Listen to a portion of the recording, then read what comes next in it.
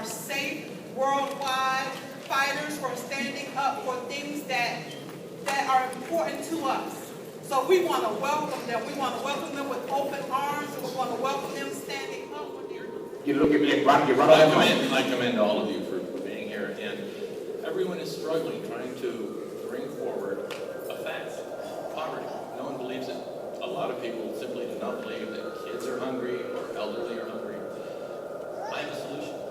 Let's ask the kids. Let's ask them, how many kids are hungry? Why not? Why can't we ask our kids in class how many are hungry? Well, because we don't want to single them out. So very quickly, anonymous polling. We can anonymously poll our kids every day. It should be a regular part of class. Instead of singling them out, do you or don't you know a question individually, I can ask, how many kids did their homework? And I'll get a response from the class as a percentage poll. It's called anonymous polling. You flip a coin. The kid answers yes if it's heads. Response to the class as a percentage poll. It's called anonymous polling. You flip a coin. The kid answers yes if it's heads. And the answer is polling. You flip a coin. The kid answers yes if it's heads. And the answer is all red. We already want to do things. I think it's our eyes that are lacking. Okay, I think when people hear, oh, 1 out of 5 kids are criminally victimized. You talked about people who can't defend themselves.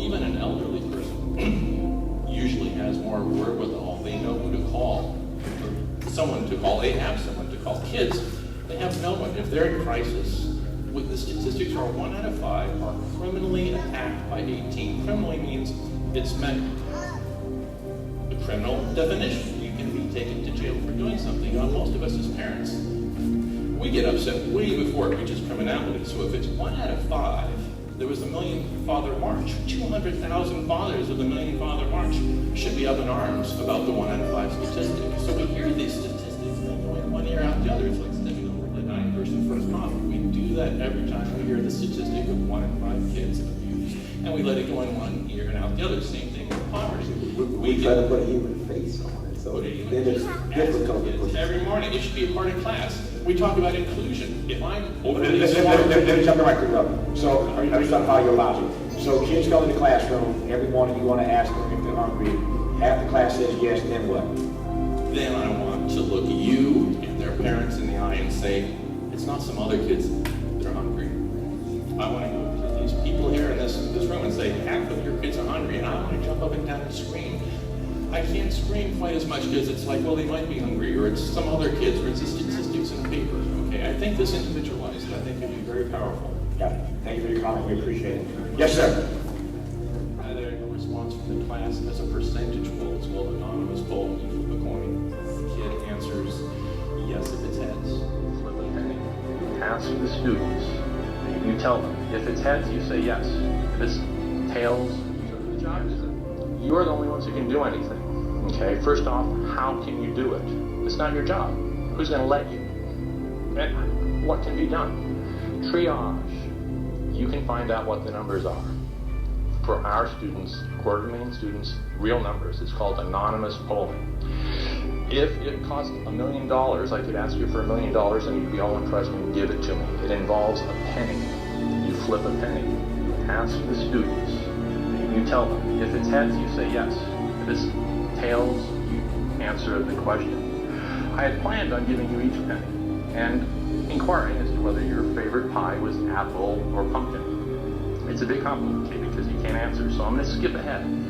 We could still do it. I could ask you to write on a piece of paper. Pick the top or the bottom. I could ask you to do it now if I can't ask you for your permission. But let's say you were to write on a piece of paper.